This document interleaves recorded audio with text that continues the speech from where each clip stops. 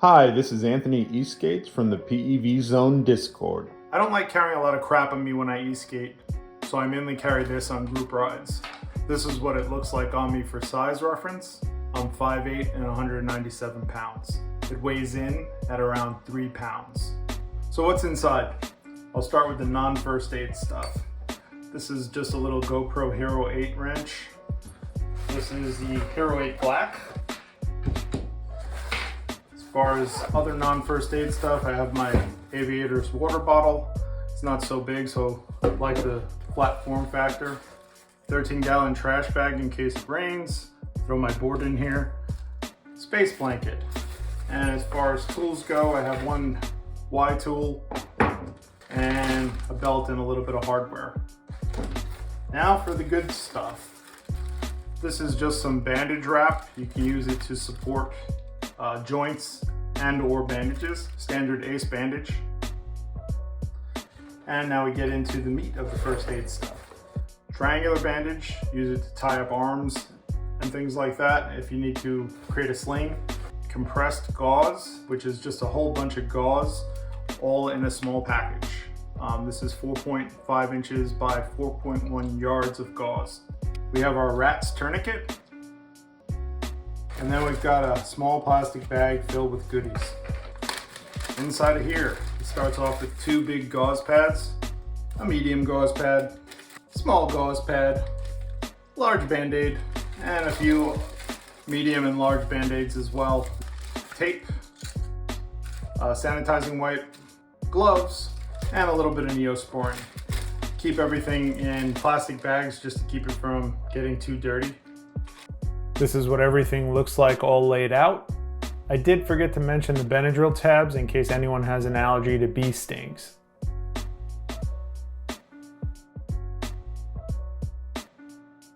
Okay, so now that you have all this stuff, what do you do with it?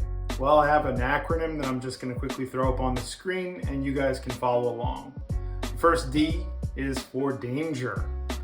You don't wanna have anybody get injured more, and you don't want to have anybody who hasn't been injured get injured because of traffic or other hazards that could be on your road or the path that you're on.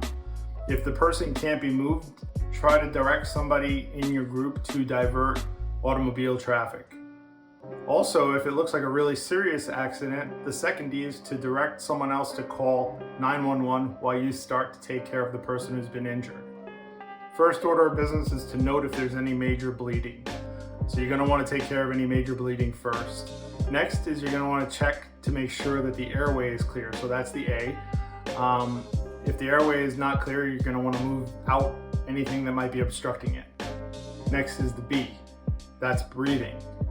You'll want to take a look and see that their chest and stomach is rising and falling. Obviously, if they're talking, they're breathing. If they're not, CPR might be required. The S is shock.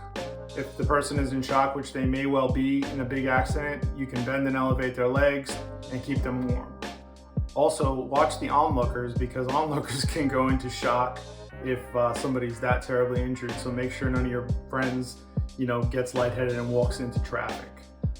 I is injury to the spine, and N is for neck and head injuries. If you suspect a neck and head injury or a spinal injury, try not to move the person. Leave the helmet on unless it's interfering with breathing or trapping the rider, and try to only support the head to prevent it from rolling side to side or up and down. If the helmet must be removed, use 2 people to remove the helmet and provide maximum support to the head while you remove the helmet. Now all this stuff is if you have a big accident. Obviously, if it's minor scrapes and wounds, just use the bandages and the Neosporin to put the person back together so that they can continue their ride or get home. If you want to know more, take a first aid and CPR course. Most local fire departments offer them. It also helps if you tell your riding buddies if you have a serious condition so that they can inform a medic should you not be able to speak for yourself. Now this might seem like a lot, but carrying some first aid gear can make a difference between continuing a ride or packing it up for the day. For small wounds, any pads or gloves rubbing up on open wounds or nylon burns can be really annoying and make it kind of hard to ride for the rest of the day. So something like a simple band-aid or a gauze pad can make it bearable for quite a while. It can allow you to finish out your day with your friends or just make it home in relative comfort. I have 3 examples of the last time I had to use this stuff. The first is just a simple elbow scuff. One of our riders fell, she scuffed up her elbow, and she wanted to make the ride back to the parking lot and go home. Simple band-aid cured that and made it so that she could ride without, having a wound getting rubbed by her sweater. The next was a tweaked pinky. One of our skaters crashed due to a big rock in the road, and all we did was tape his pinky to his ring finger so that way he can drive home and have some support for that tweaked finger. It wasn't broken, it was just really, really hurt. The last one we had was a skinned hand.